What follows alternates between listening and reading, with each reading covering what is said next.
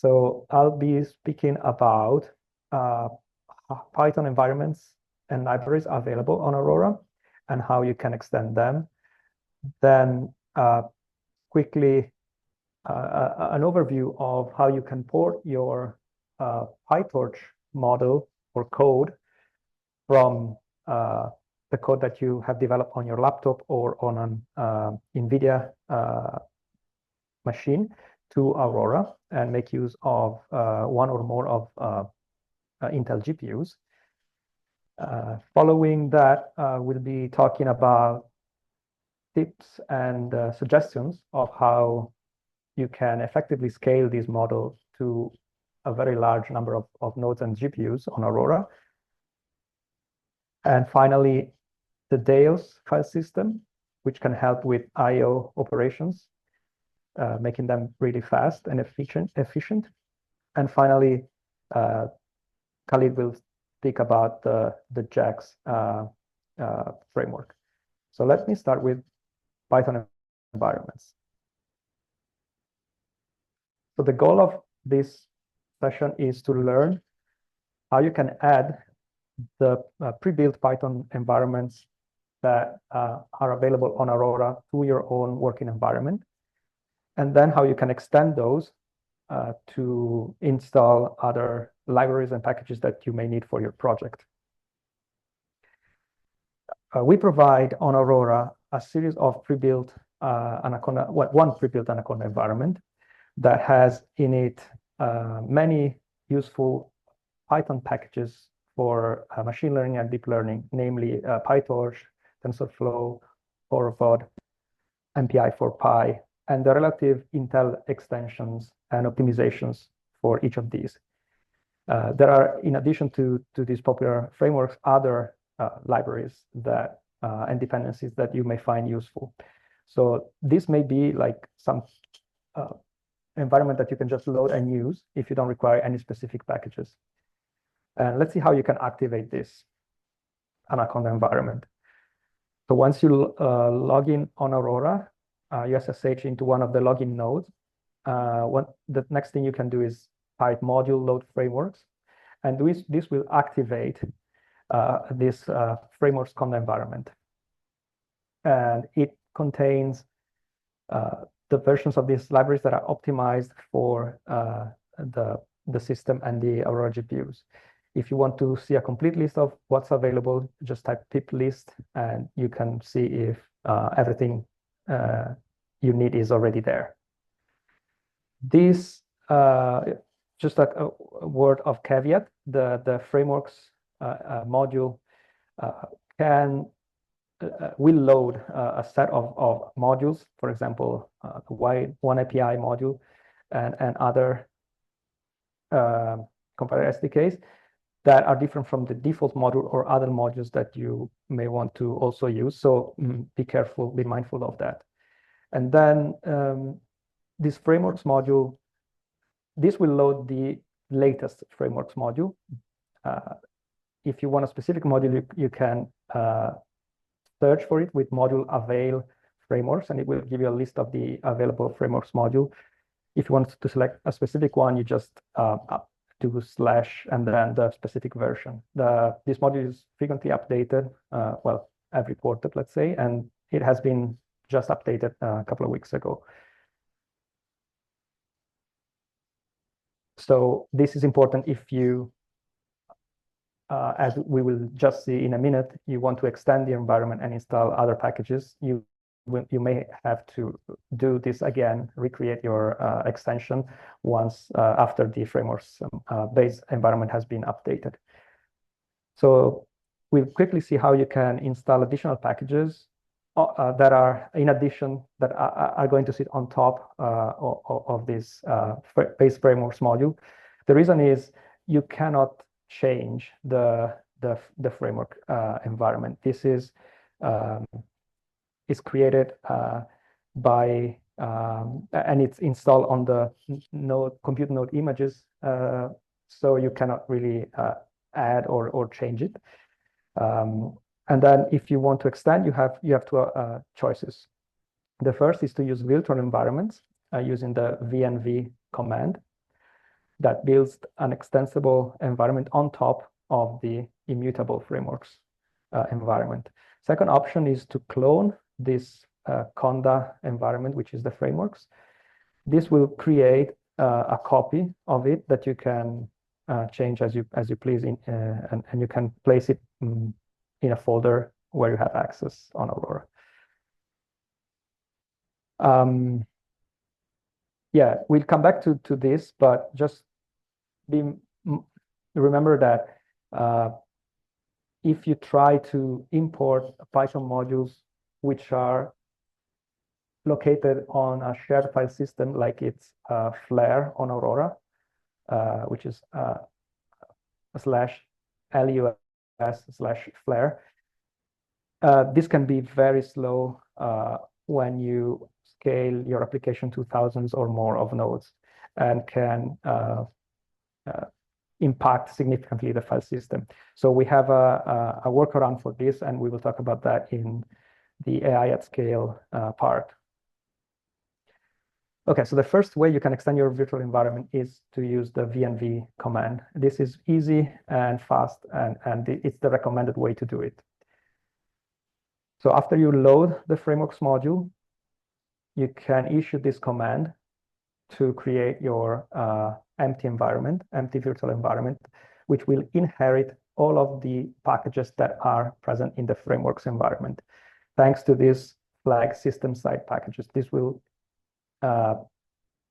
ensure that all of the frameworks packages will also be available in your virtual environment. And then you have to specify a path on Aurora to where you want to create this environment. Next is how you activate this environment. You issue the source path to the environment that you created previously, /bin/activate. Once you activate the environment, you can install packages with pip as you would normally do in this way.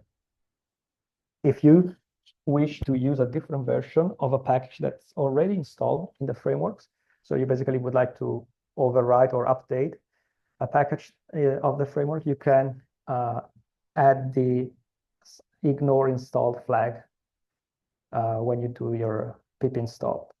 And this would will install this new version and will shadow the one in the frameworks environment. So this is the recommended way to add packages to the frameworks, to those available in the frameworks module. There is a second possibility that I mentioned, which is cloning the Conda environment, but this is not recommended because the Conda clone, it's very big, takes a lot of disk space, and it's very slow to create and to load. So the suggestion here is to use virtual environment. But if you really need to do this, then as usual, you can load the frameworks module and then issue a conda create clone /clone, which is cloning the conda prefix, which is the frameworks environment, into a specific location. And as usual, you can activate with conda activate. Then when you want to activate this conda environment again, you would first have to load the frameworks and then to activate the environment. Okay, maybe I can quickly pause to see if there is any question.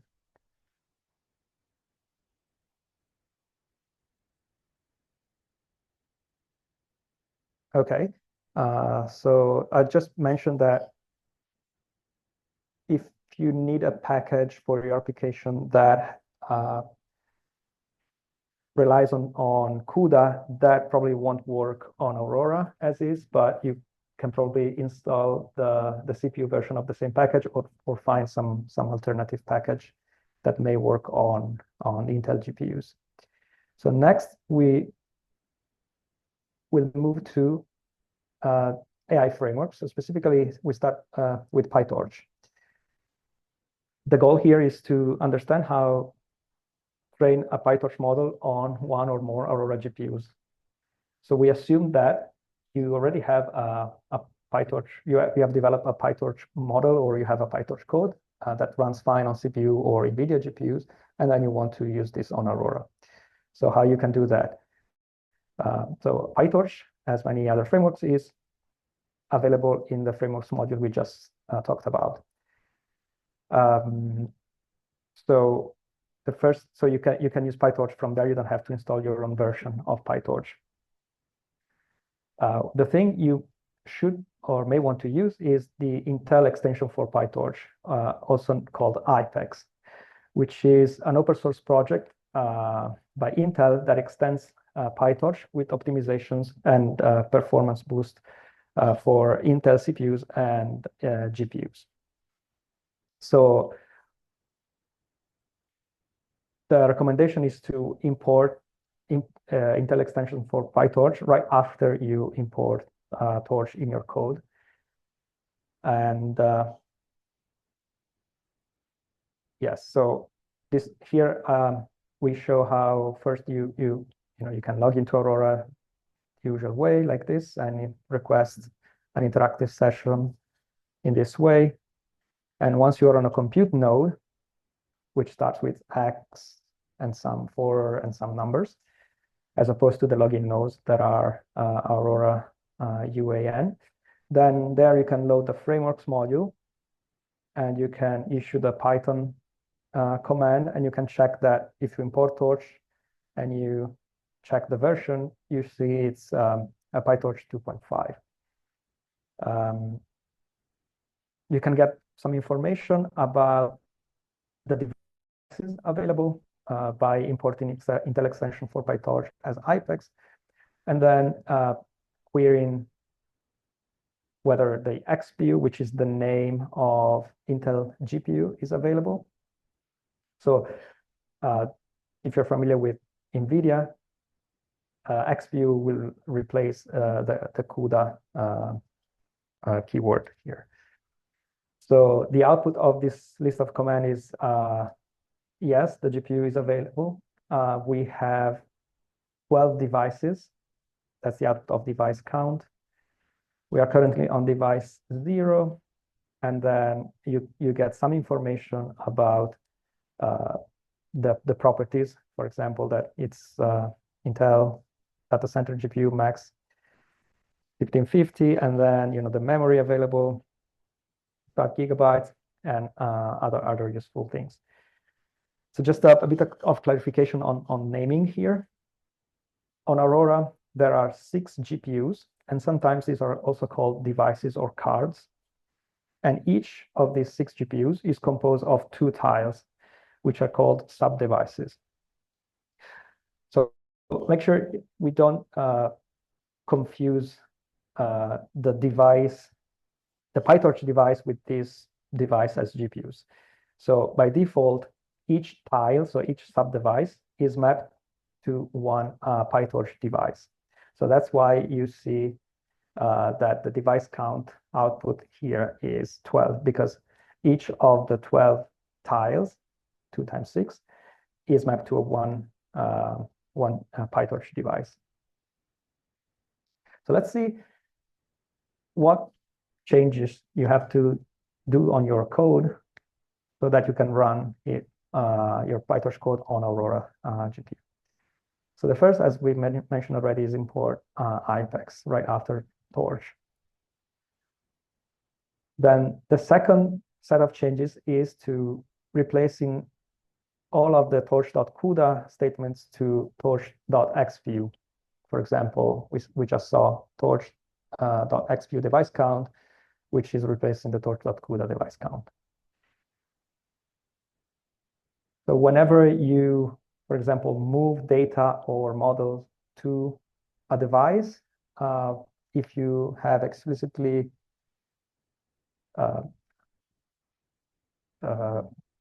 mentioned CUDA in your code, you should replace that as well with XPU.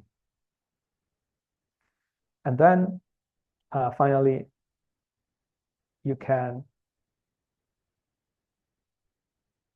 call ipex.optimize on your model and optimizer to get additional performance boost from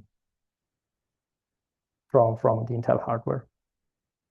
So here we provide a simple example of a dummy PyTorch model and how you can run the changes you can do to run it on a single GPU tile on Aurora.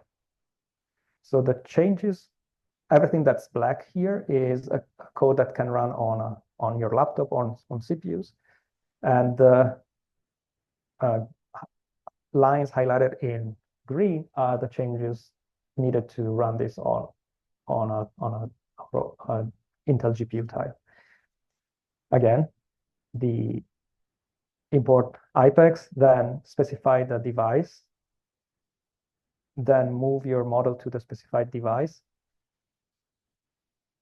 call IPEX optimize, and then move data to the device. That's pretty much it. This is the same code changes you will do on an NVIDIA system to run on CUDA, except that you would have device CUDA instead of device XPU. The rest, and besides IPEX, the rest is pretty much the same.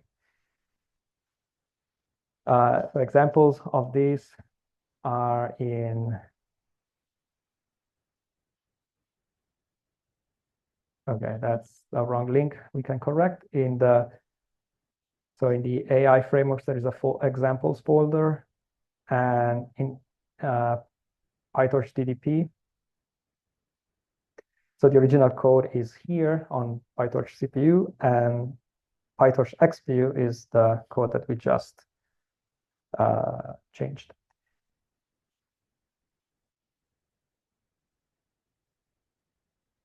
And you can run as such. So you first make, if you clone this repo, go to this folder, make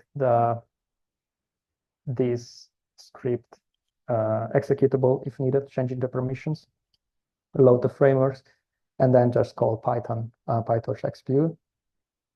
You can time it with time, putting time in front of this, and then you will see for 50 epochs, it will take about 150 seconds.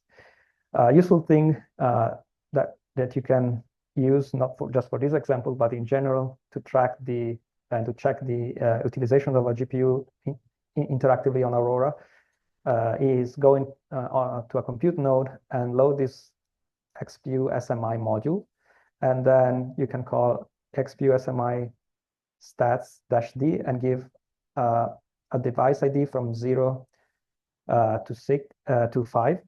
This will, preparing the watch command, this will automatically refresh every 0.1 seconds, and it will show the live utilization of the GPU 0 on that compute node. As you see here, well, you have a lot of information, but what you want to see maybe is that the tile 0 of this GPU 0 is utilized at 99%, whereas the second tile is not utilized because we are running only on one tile in this example. Next, we see how we can use all of the tiles and maybe also tiles on multiple nodes if we request a multi-node allocation job. So there are several ways to do this. One is to use whole robot, but the most natural way and the recommended ways with PyTorch is to use this distributed data parallel or DDP. So you need to do a little bit some additional code changes to use DDP, as you would also do for NVIDIA systems and the CPU systems as well, for parallelizing your code to do distributed data parallel, which means basically each rank will process a different mini batch of data and will compute gradients. Then all of the gradients will have to be combined together and communicated in this way with an all-reduce call. And then each rank will update its model weights, and then will continue. So you can process more data using DDP. So additional changes you have to do for training in the data parallel regime is to load another library, which is 1CCL bindings for PyTorch. This library enables distributed learning training using PyTorch, Intel 1CCL library that implements the all-reduce and other collective. You have to initialize the distributed data parallel and the distributed sampler objects in order to enable communication and to partition your training data across the ranks, among the ranks. Then you make sure that each rank sees only a given GPU, and then you wrap the model in DDP to keep it synced across all ranks, rescale the learning rate if needed, and then use this set epoch method for to ensure that at each epoch you have a different set of randomized reshuffled data batches. So the same PyTorch model that we extended earlier on needs to be changed with the above modifications, which are the following. So we use MPI4Py to initialize DDP, and as we need to import DDP and the 1CCL bindings for PyTorch as Torch CCL. Next, this part is setting up the environment variables that are used by PyTorch to orchestrate the communication. And so we will launch this using MPI exec. So we can assign, we know the size of the total number of ranks, the absolute rank ID and the local rank ID of each device. And then we can communicate also the address of the rank 0, which is going to be like the master rank. And we communicate that to all of the other nodes. So here we init the process group for DDP. And the change you may have to do with respect to NVIDIA, for example, is that the backend, for the backend, you should select CCL instead of NCCL for NVIDIA. So we pin each device to a local rank, making sure that each rank only sees the device, the GPU that, or the tile that it's needed. And we create the distributed sampler and the data loader for the distributed data parallel training.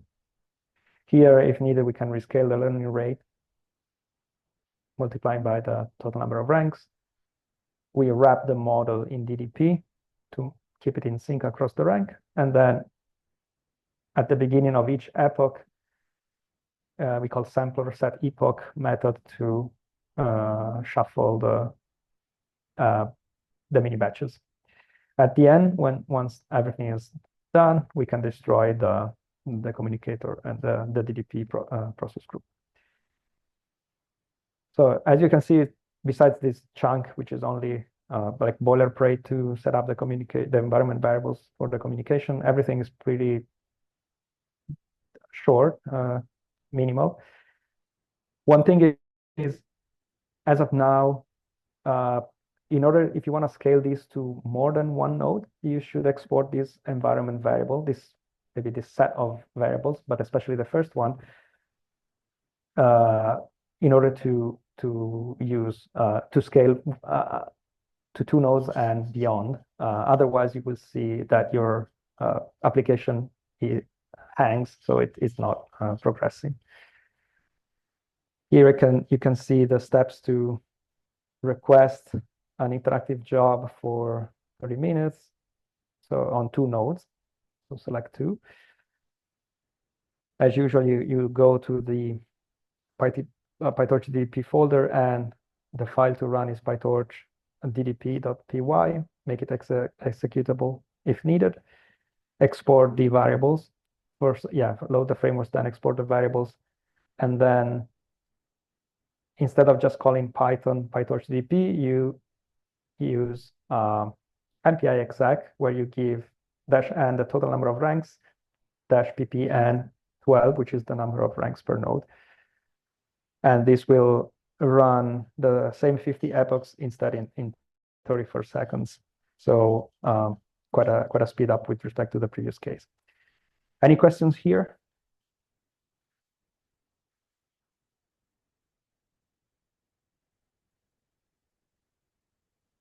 Okay. So we saw how you can take your CPU code, CPU PyTorch code or model, and change you need to do to train the model on multiple Aurora GPUs.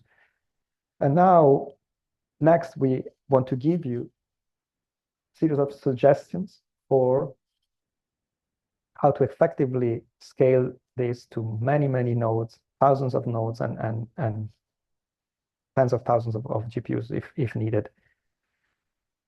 So there are some best practices here because training a deep learning model on so many GPUs can stress different components of an HPC system. And these are mostly the file system, like I/O. We already mentioned that just simply importing the Torch library can stress the system, the shared file system. This is not the case for the frameworks library because that's in the compute images, but if you install other libraries or if you extend the frameworks module, you may encounter this bottleneck. And another issue is how you correctly map your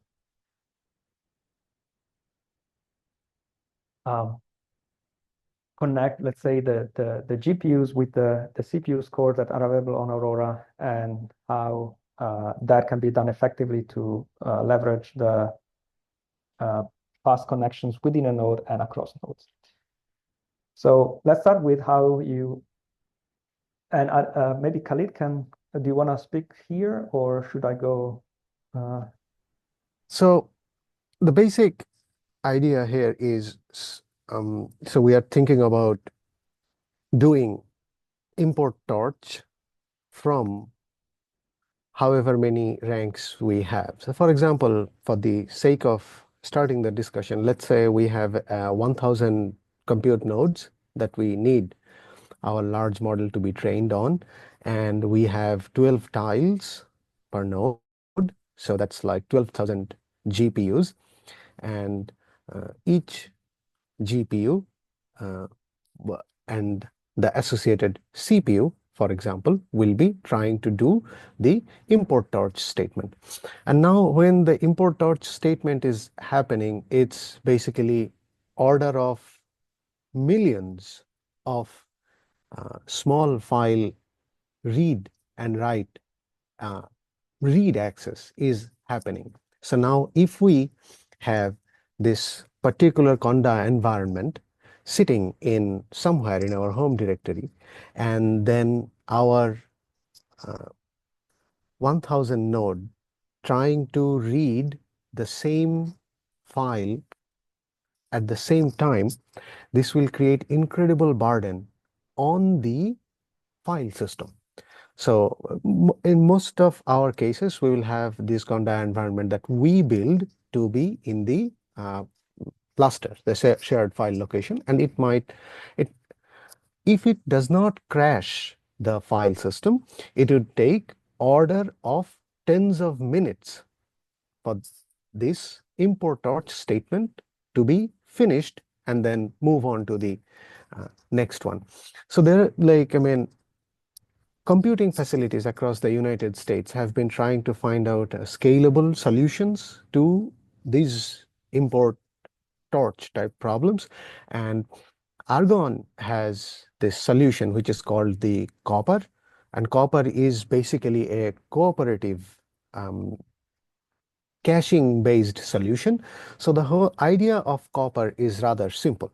So we have, if we in our previous example, we have seen that we set a root node, right, a leader node to coordinate this large-scale training. So this root node will only do the file access. And once the root node has the file, it will distribute it following a hierarchical tree-based algorithm to give all the children nodes necessary access to the file. Any questions? Whatever I said for last however couple minutes, did that make sense to everyone in terms of what is Copper trying to do? Okay, so, and if we do this, we can first reduce the I/O load on our shared file system by a large amount, and also there is a significant speed up in terms of loading the Python environment. For example, we have tried to make experiments just for the illustrative purposes of this talk, and where we have tried to do import torch with and without copper across up to 8,000 nodes and 12 ranks per node. Without copper, if you manage to load without breaking the file system, it would take 17 minutes, and it's just one import statement. There will be several in our PyTorch training script. And with copper, it takes 60 seconds. So there is a significant benefit in using copper when we are actually trying to do distributed training at reasonably large scales. Now, you would recommend you to use copper when you have a custom-made environment. It could be your Python virtual environment, mainly focusing on pip, or it could be your own Conda environment. But for if you are using only the frameworks module, you do not have to use copper, because you can think of the frameworks module as such that once the compute node has been booted up, the frameworks module is already there, like the OS, for example. I'm loosely speaking, it's like a part of your OS that once you boots up the computer, it is already there. But any added package, even a simple version change, if you really want to scale out, we'll strongly recommend using copper. So, and here are simple examples in showing how you use copper. The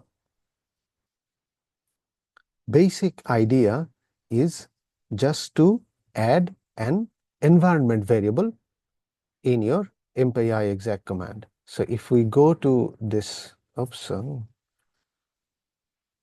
examples, okay, frameworks, examples, PyTorch DDP Deos.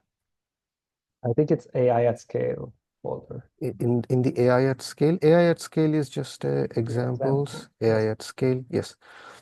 So here, if we look at this, so there are a bunch of steps that we have to follow, but the important part is using the just a second. The important part is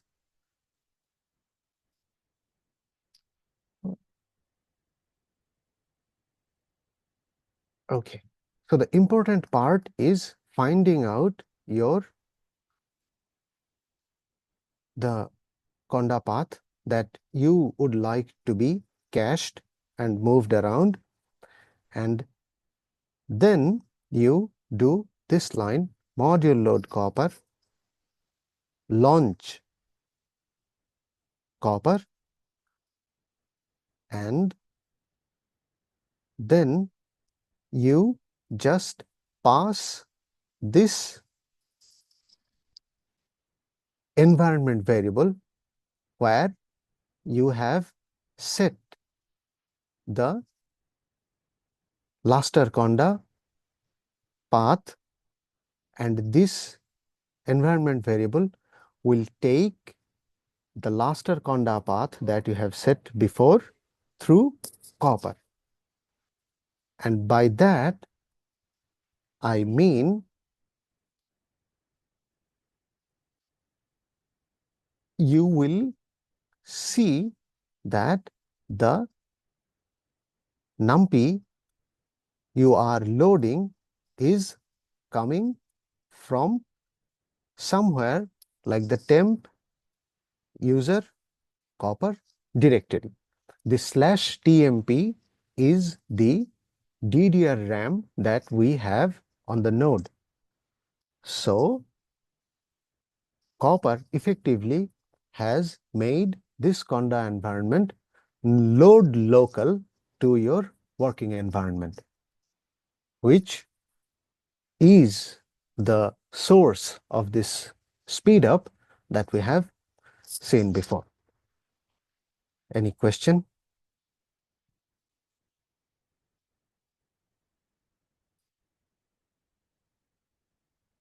Please give these scripts a go once you are out of the session, and please let us know if you have any issues with the scripts trying to run and get what you are trying to get. The next thing that we would like to discuss digs a little bit deeper in the node architecture and the hardware. So, and some of the things that I will be talking about will be a little bit of a repetition of what Martha has told you in the session yesterday, where she talked at great length about the Aurora architecture, at least the architecture of the computing blade. And so there will be some repetition, but I believe there is value in them. So we will start first with CPU affinity and bindings. So these are very important in terms of performance. So far, what we have discussed is, in my opinion, more on the functionality level. So at this point, based on the discussion, if we follow, we have reached to the point where we have loaded our Python environment across many hundreds and thousands of CPUs, and we have started our training, but we would like things to be a little bit faster than what we are seeing. And for that, it is important that we respect the architecture of the computing blade. So in our computing blade, we have two sockets. So two sockets can be interchangeable with two CPUs and 6 GPUs. 6 GPUs each with 2 tiles, so 12 tiles. For the rest of the discussion, we will, when we say GPU, we will mean tile, because frameworks module sets up each tile as a separate device. Okay, so now these GPUs are set up in a way where a particular set of GPUs have particular affinity to a CPU. For example, tiles 0 through 5, like the first half of them, will be tied to CPU 0, and the rest will be tied to CPU 1. Here we can see the basic layout in a schematic way. And now if we look at the CPUs, so each CPU has 52 physical cores. So that means 104 total physical CPU cores combining the two CPUs, and each can do hyper-threading of 2 threads. So that means in principle we can have 208 logical CPUs available for compute. And one very important point to notice, that the CPU core 0 from CPU 0 and core 52 from CPU 1 is reserved for system activities. So it is strongly recommended that users do not try to employ these cores in any compute activities.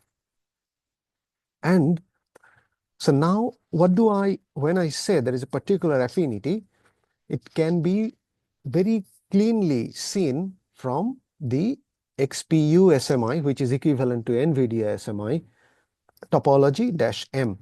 So here, in this matrix that comes out of a compute node, you can see on the left and right-hand side, the GPUs,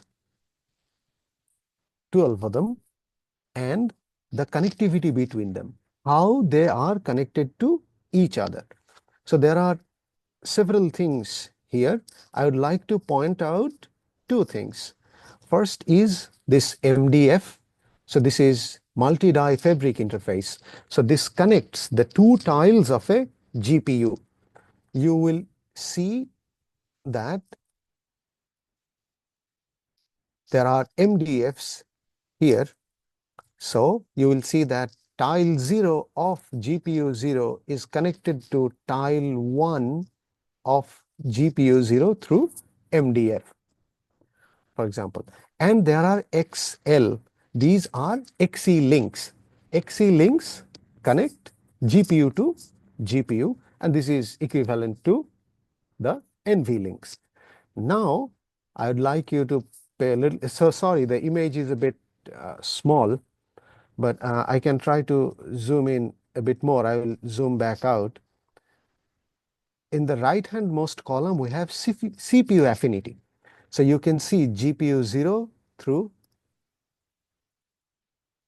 2 have the CPU cores, which they have affinity to, all ranging from 0 through 51. That means our socket 0. And from 3 through 5, it is 52, 3, 103. That means our socket 2. So when we launch our application, and so if we want to get more performance, we should have these things ingrained in our launching, and that comes through CPU bindings. That makes sense? Any question? Cool. Okay, so what happens if we do not do any bindings? So this we can see by looking at the output of this NUMA CTL. So NUMA is non-uniform memory access.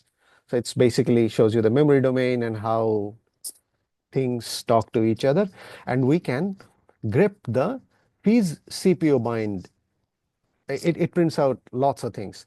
So if we do not do any particular CPU binding, you see the system default picks out 12 CPUs to do coordination with our 12 tiles in 1, 2, 3, 4, 5, 6, 7. Like, I mean, it just reads from left to right without paying any attention to the affinity that the architecture brings in.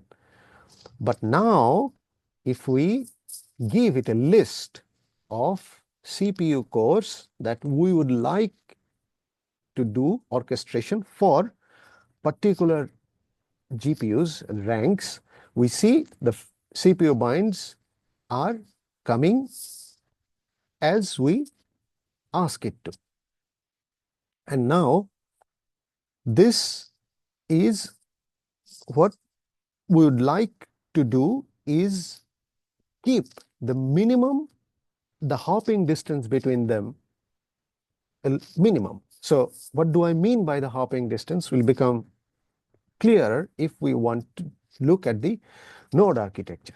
So let's look at the node architecture. So for example, now it's a bit too big. I'll zoom out. So that is this more reasonable? So now this is another schematic of our node diagram. So you see this is our CPU 1, this is our CPU 0, this is CPU 1, This is our 6 GPUs, all-to-all connectivity. These are the NICs, network interconnects, that we want to use to go out. These are our DDRs, and same thing is on the other side. So Aurora has 12 GPUs and 8 NICs, which are, so now let's say we do not do any bindings and all our cores are picked out from CPU 0. So now imagine a situation where CPU 0 is trying to offload a data to like tile 11, like the last one. You can imagine the amount of hops it has to do. You can just see it. So first it has to go either of the nearby GPUs where it has a direct communication, then it has to go through XE links, and then finally it will reach there.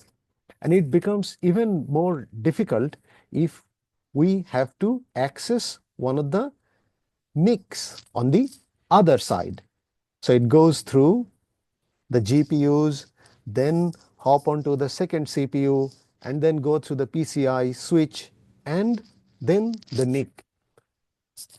Just by looking at the sheer amount of physical travel path, it will create a very large amount of latency.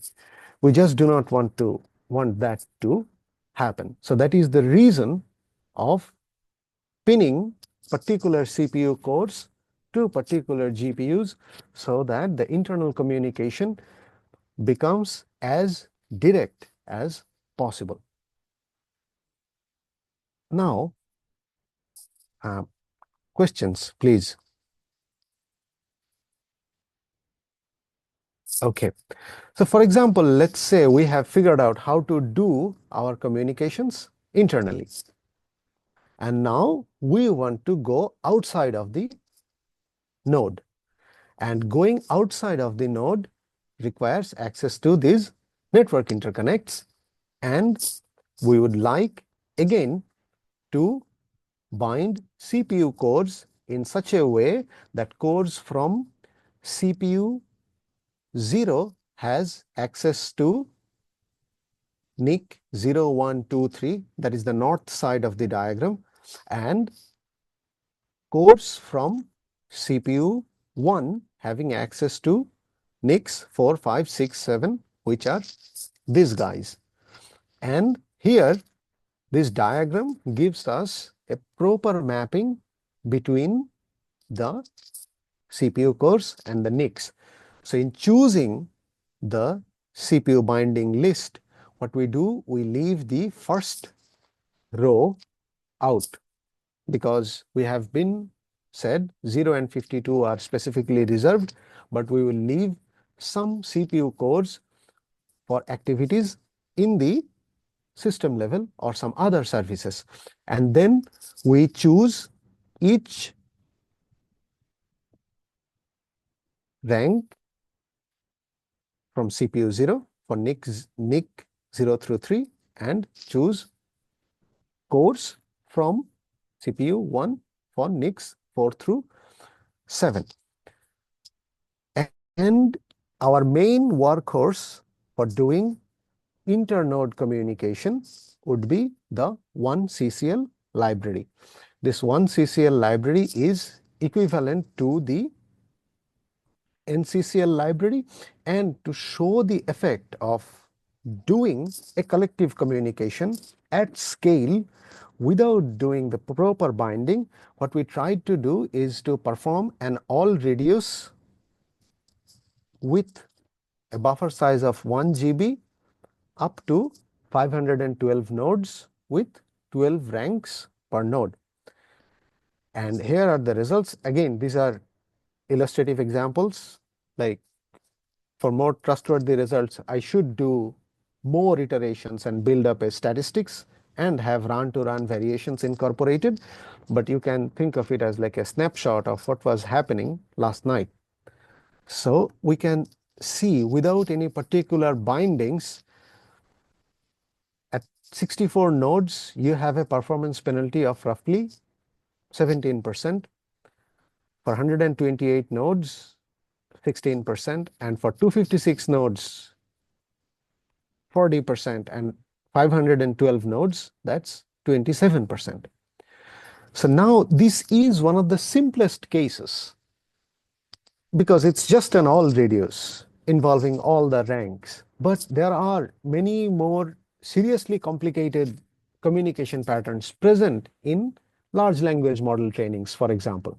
One of the cases where I anticipate the performance difference to be even worse is the data parallel all radius, where we have a data group such that it will pick out one rank per node, and for a 1000 node run, it will be 1000 ranks communicating with each other while other communication groups are doing the model parallelism. In those cases, we expect the performance to be even worse if we simply rely on the bindings that the system default gives us. Now, this finding out the appropriate binding and how many cores should be assigned to your compute and how many should be left for other services like copper and Deos, it requires a little bit of an experimentation. And we have some data, like we know that copper would be using the data, the cores from the 48 through 51. One CCL, the library, has the default setting as picking out cores from the last 24 cores available in the list. So there are defaults in place and we have information about them, but still each application may require a little bit of a play around to figure out what is the optimal CPU binding and worker affinities for the libraries. And this is very much very like it changes rather frequently with each frameworks module update. We have to check and see what are the correct bindings, because the underlying softwares also change, which are at the system level. For example, the Fabric software, the Fabric manager that needs to manage the cables that actually go out from one node to the other. And because of changes from their side, in the in-between layer between the application and the hardware, we have to adjust, change, and make changes, and we try to inform the users in regular basis. So also the code that I have used to perform these experiments, they are in the PyTorch DDP directory. So this is the Python code for the GPU all reduce. It's just an all reduce call, to be honest, but with fancy bells and whistles. And also there is a log wrapper file. So this log wrapper can be important in terms of preventing the log spamming, because there are many warning messages, and if thousands of ranks starts printing in your standard out, that could be a recipe for disaster. So, and also finally, I have two Aurora job scripts that are, I believe, ready, but you may have to change different directories where your logs, etc., should go and which should be your work directory.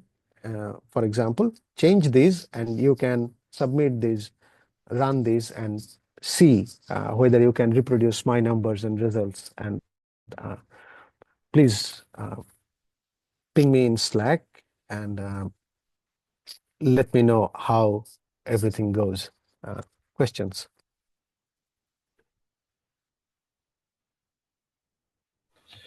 It's did you have sorry, might have missed it. Did you have a recommended CPU binding like some just like like four I know you said it changes every time and how it pins stuff, but it's like Mhm.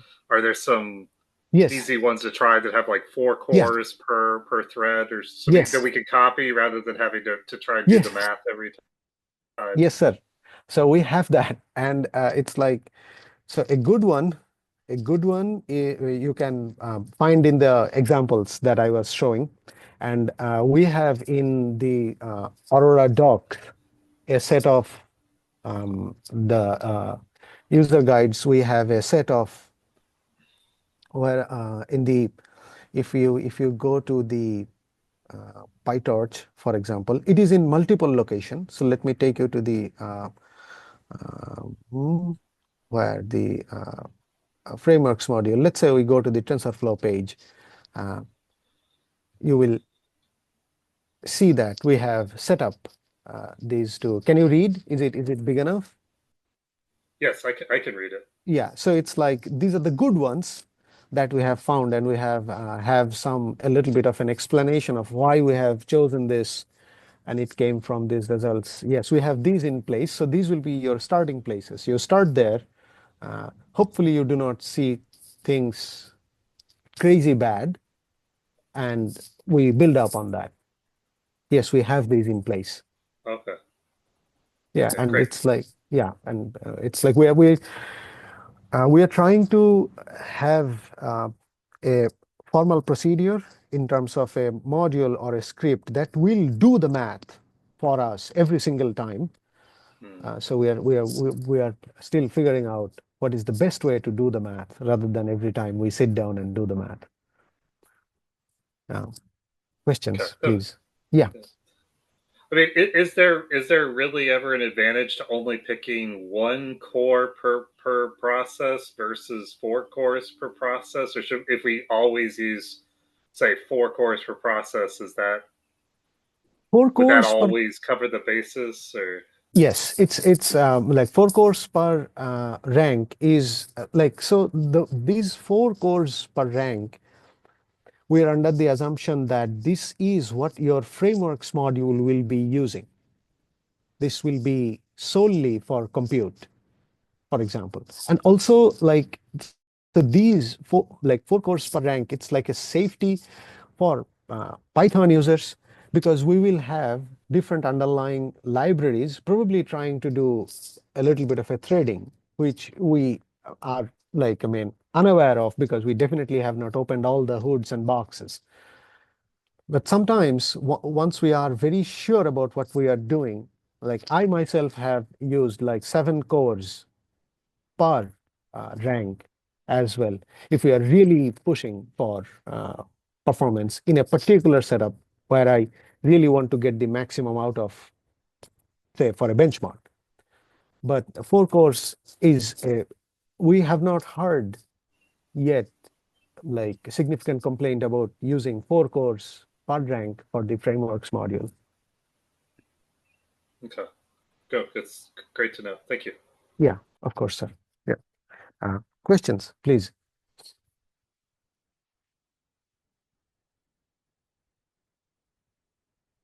Did everything make sense? Like honest review part. I mean, it it makes sense to me, but some of this I've been introduced to, before this lecture, so I'm A probably bit not a great overqualified? person. Yeah, but no, this follows everything that I've learned anecdotally. It's great to see all this documentation brought together into one place so we can refer people to. Cool. Thank you. And our next speaker is Sam, I believe, and you will be talking about doing actual large language model training, or is it Filippo? You want to? I think. Khalid, do you also want to quickly do a 5 minute Oh, yes. Yeah. overview of JET? Yes, that's a good one. Thank you. Thanks. So we have talked at length about PyTorch, but we have another popular framework that is at the experimental stage, like really experimental stage on Aurora. So that's JAX. It uses the Intel extension for Open XLA. So XLA is the Accelerated Linear Algebra Library. And this one is a little bit more compiler heavy Python framework. And so for now, we have JAX 430 version, and we uses the Intel extension for OpenXLA 0.5. So this is one version behind the latest release, which has come out like probably 2 weeks ago, but it has a compiler's level change. So we are still trying to figure out how to make it available to folks. And for now, it is functional at the single tile level, and multi-GPU and multi-node support is a work in progress. And it can be loaded very simply. You hop onto a compute node, module load frameworks, and you have JAX available. Import JAX 430. JAX.devices will show you 12 tiles, and you will see these targets are labeled with sickle.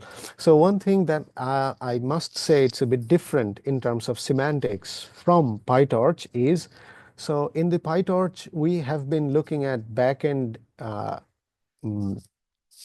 XPU. So in device side, like device equal to XPU for PyTorch, in JAX, it will be device equal to sickle or CPU. And this behaves along the same lines as the first talk we have heard from Ricardo today in the data parallel extensions. So the default device would be GPU. So if we do not do anything, the arrays will be initiated in the GPU. And if it does not find GPUs for some reason, it will fall back to CPU without a loud bang. It will tell you that it is falling back to CPU. And here I have given two examples. These are like, I mean, really toy examples just to get a flavor of different modules that JAX provides to have a parallel to the neural network side of things. So what would be an equivalent to create a convolutional layer in JAX, like a ReLU nonlinearity, like applying a layer norm, just simple things. And I have added a little bit of a timing loop here as well, and how we should use it to, at least in the single tile, to get a flavor. And the second one is basically coming from the Intel extension for OpenXLA doc. So this is our go-to documentation for learning more about how to use the Intel GPUs through JAX. And this one implements a analog of a QKV matrix multiplication, which is a performance critical part of the LLM trainings. So please take a little time to try out these simple things, and please let us know if you see any issues with JAX, at least at the single tile level. Thank you, and that's all I had to say about JAX from my side.